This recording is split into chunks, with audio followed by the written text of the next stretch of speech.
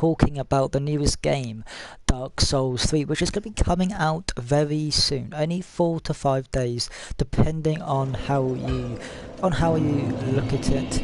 And well, we're going to look at some things. So as you see with here, we got this sword, we got a spear, and as you see, if you hold that button, it's kind of just the basic thing, but if you hold the lower button, it will do the higher attack.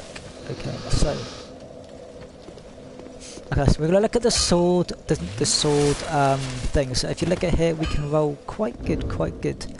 Okay, but if we go to the equipment and you go to your thing, if we take this all off, it's a lot more faster and a lot more easier because your equipment load is less than you know what we'd like it to be. So we are going to be looking at the 10 things you need to know before playing Dark Souls 3, and then later tonight I'll be doing some I'll be talking about what's different in Dark Souls 3, so you guys know what's different, what you need to know before playing, and what's changed in the Dark Souls 3 world, because Dark Souls 2 is quite basic, it's just a remake of what you got to do. But let's go and talk about the 10 things we need to know about before we play Dark Souls 3. So hold on, let me just get the chat open. Okay, so the first thing is if you are a pro Dark Souls 3 or Dark Souls player in general, like myself here, you know, hello Destiny Squad. You know that rolling is the key thing. Like if you're just gonna go into battling like poke, and then just walk around with the bosses, it's gonna be quite tough. You're not gonna be able to manage the end game bosses without rolling. Rolling is the key to victory. Okay, the first thing you need to know before playing Dark Souls 3 is if you're new to Dark Souls 3, make sure you roll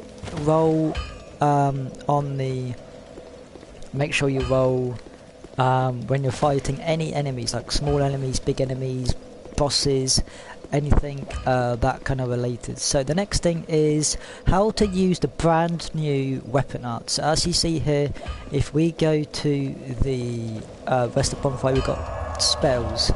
So if we go to these spells where we come from, it says sorcery, it says uses is 15, that is 4 uses and 8 uses.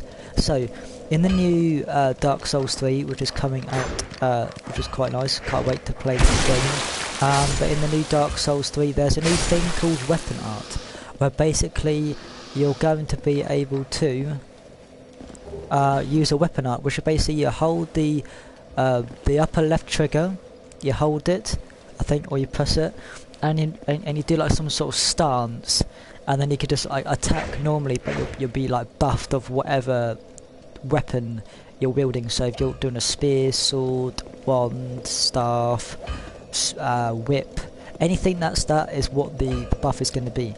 Okay, so number two is in Dark Souls 1 and 2, you just had to do this really small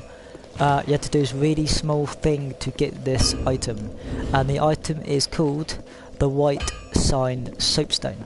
Okay, so in Bloodborne there was a lady where so you know that just to demonstrate, rolling does help. If you don't roll, you're kind of screwed. And as you see that, I dodged him because I rolled.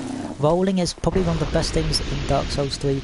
If you play the game without rolling, you're gonna struggle. You're gonna struggle big times. So number 2, there will be a lady in Firelink Shrine. So once you killed the first beginning boss in Dark Souls 3, there will be a lady that's in red. I think she's from Bloodborne, or she's similar to a lady in Bloodborne, and she will be selling you the soapstone, which will cost you 500 souls estimately. Okay. Okay, so number 3. Without spoiling the game too much, I'm not gonna, due to some people who may complain if I say the name of the NPC, there's a guy on the 3rd area which you will meet, and you will be able to talk to him, and you'll come back to Firelink Shrine. Basically what he will do is that he is going to be able to give you 3 levels. So as you guys know, on Dark Souls 2, levels will cost souls, because that's the point of playing the Souls games, is souls is going to cost you, the levels. So basically, there's this NPC that if you kill a boss or you die through the quest line, he will give you a maximum of, I believe it's 5 to 8 free levels, so you can level up about 5 to 8 times, and then like a new NPC will come, which is, I believe it's some sort of related person, which I'm gonna not say too much because, well, we all want to know what that person is when the Dark Souls 3 is released. So that's number 3. Number 4. Okay, so as you guys know, I'm a huge fan of sorcering. As you guys know, on this challenge we're doing at the moment, it's a sorcerer node challenge. But the 4th thing you need to know is that sorcery is going to be kind of weak early on, because most of the enemies you'll be facing will be close combat, very kind of quick and kind of close combat. So you need to be if you're going to do a sorcerer, which I will be doing, you're going to have to have a sword that can take out enemies fairly quick and fairly good. Otherwise you're going to be, you're going to struggle for the early game. But just so you guys are clear that the sorcery isn't a bad choice. Like, don't get up because of what I said. Sorcery will be very good for late game areas, bosses, and maybe the end game boss, but I've not seen what he is, and we will be finding out on the 12th of April. Okay, so step number 5 is the Knight is the most powerful starting class, because if we go to I'm not going to show you. If we go to, hold on. The Knight is just a good starting class, because it's you got a shield, you got a sword, you got, I believe it's some sort of straight sword, I believe. But we're gonna go and actually look at the straight sword now, so you guys can see what the Knight class is, so you guys can see why it's good. And we're gonna quickly compare why it's good to have a Knight class. So just bear with me for 2 seconds. So number 5, the Knight class is the most powerful class, starting class, because there is a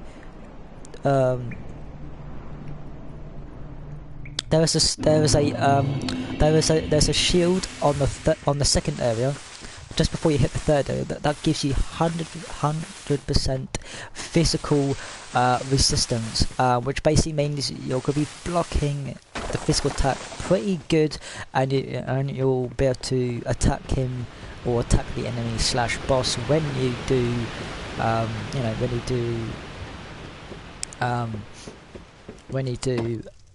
get the become that. Okay, so the next thing, before we do the next thing, we're going to go and show you the different classes you can choose. So classes, so warrior, it's got 12, it's got 7 HP, which is vitality 6. If we go to Knight, so as you see, the Knight has a basic sword, it's got a basic armor set, but the warrior's got kind of like a broken sword, a small shield, but this one it's more thing. This one's more of a dual wielding kind of class. That one's kind of strange. The cleric's quite good. That's mainly for the miracle users. That's sorcery. That's if you want to have a good items early on, and then deprive this for pros. So if you look at the Knights, that's 12 vitality. That's 7. That's 4, that is 9, 10, 5, 7 and 6. So the Knight has the highest HP, and I believe it is, yeah, it's the second highest level, leveled character. And the gifts is a neat thing. Like the gifts in Dark Souls 3 is different, but the things I always go for is like healing items, maybe, or humanities, life things. Is always quite good to do it. So I'm just gonna quickly load on my other character now. Okay, so if we go back to the other character now. Okay, so as I was mentioning on number 2, there's a brand new Estus flask called the Ashen Estus flask, which basically it's called FP, which is I believe it's called Focus Point.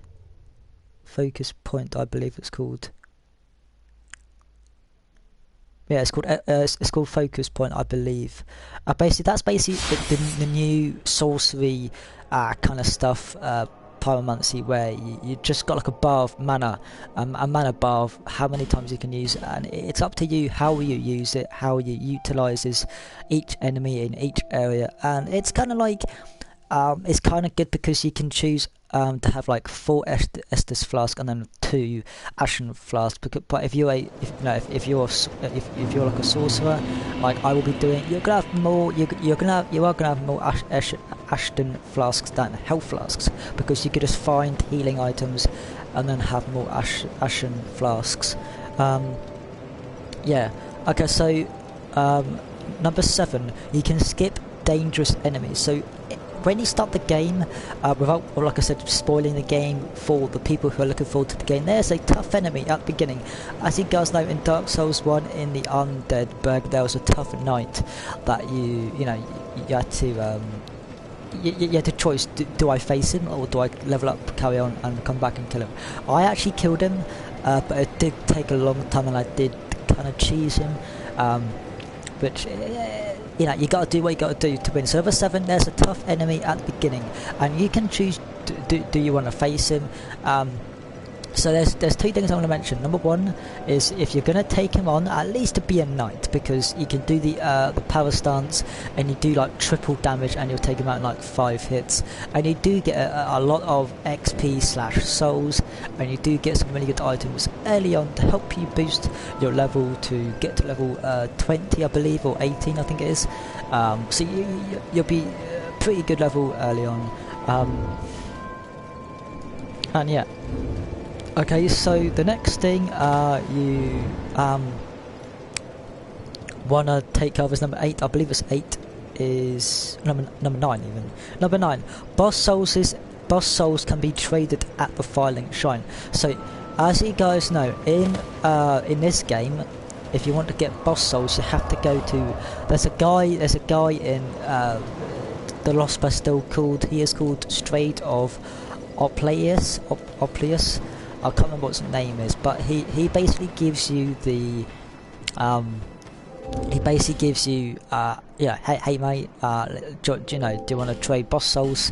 As you see, we do have 5 boss souls to trade, and at some point we will be trading them in before Dark Souls 3 comes in hand. But for now, we're going to take out this guy. We're going to take him out, because he has some good items, and I don't need him. And plus, you can easily resurrect him if you want anything to do. And it's quite good if you're running like if you want low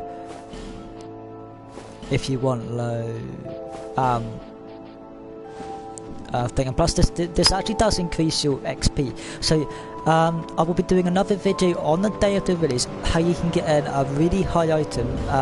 As you see here, we have the Corvetus Silver Serpent Ring. There is one you can get early on, really early on. Like, you can just do the first boss, and you can get it early on. So I'll be showing you guys how to get it, but it's going to be tough. So I will have to do. I might have to edit the video, or I may record after I've got the item in the location of where you need to be. So as this item says, fallen foes yield more souls. So you're able to get more souls early on, and as you see here, increases more souls. So you get a full suit of armor or armor set that gives you more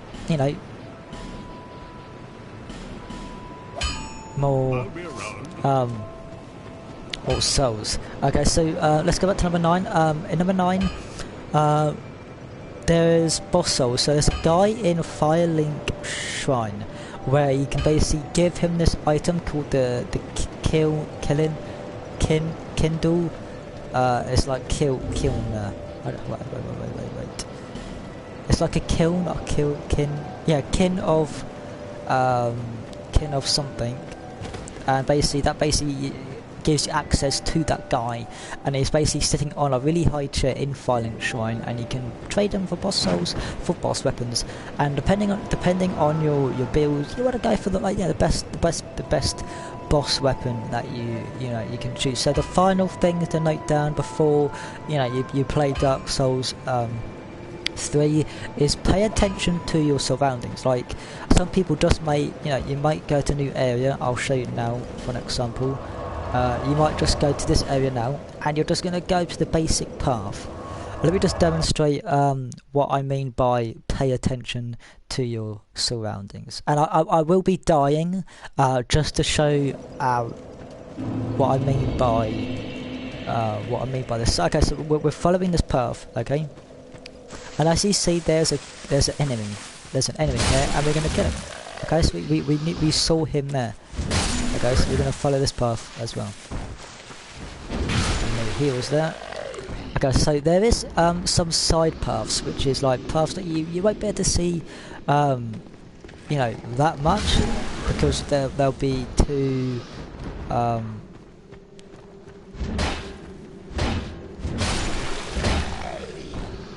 They will be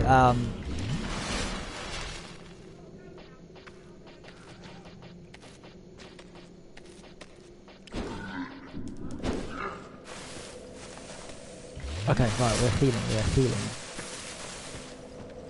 Okay, so if we go here, this is a moral example, a proper example for what I'm talking about. So if you come here, look, we're thinking, well, there's an empty path, and oh my god, there's a guy just here. We didn't pay attention to, what was there. And basically, that's what the game's telling you. You need to be careful of what, of your surroundings, because there'll be enemies coming from behind you, from your left to right, and you really do need to pay attention to, what you'll be doing. So I'm actually going to die just to no, not. Yeah, we'll probably end up dying. It's fine. We won't be mad. I won't be mad if we. Let's just go back to the bonfire. Okay, so yeah, number 10. Make sure you pay attention. You look at every corner you're looking, right? Because there'll be enemies from your left to right behind you. You may even think there's no enemies, but at some stage there will be an enemy that you will be, you're gonna miss. And you'll be like, oh, I died, and then you'll know that's what the enemy is. So that's the 10 things. That's the 10 things you need to know before playing Dark Souls 3. So let's just quickly recap. So number 1 is rolling. Number 2 is the new weapon art. It's going to be kind of like, if you're new, it's going to be tough, but you'll get there. Number 3, the first vendor in the Firelink Shrine will send the white zone, and only costs 500 souls, so it's quite cheap. And you can start playing with your mates, which is quite good. 4, there's a guy that you'll find in the second area, which will give you 3 levels. Number 5, magic, sorcery, pyromancy won't be effective early on, but it will be good end of the game. Number 5, the knight is the most powerful class to start off with. Number 6, the flask system has changed. There's a new one called Ashen Flask, which is basically for magic users. You can skip dangerous enemies. Number 8 is boss souls could be traded in, and number 9 and 10 is pay attention to your surroundings. So that's 10 things before you play Dark Souls 3. If you think these tips are quite good, let me know in the comments, like, what class will you be playing? Let me know. As you guys know, on the 12th, which is only 4 or 5 days away, we will be doing the Sorcerer class. But thank you guys for watching. I'll be back probably later tonight or tomorrow morning for the next Dark Souls 3 video for beginners. So this is mainly for like pros and maybe beginners, but this is more mainly for people who have played Dark Souls before. But I'll be doing a guide for the new players, and thank you guys for watching.